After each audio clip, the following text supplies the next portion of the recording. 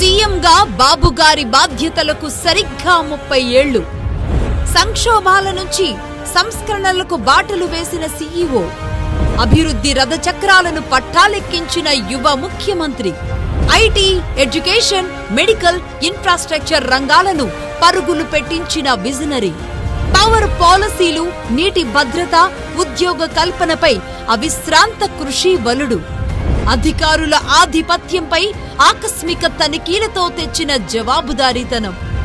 బ్యూరోక్రాట్లు తలెత్తుకునేలా చేసిన good governance. మహిళా సంరక్షణ, మహిళా సాధికారతలో ఆడపడుచులకు చంద్రన్న.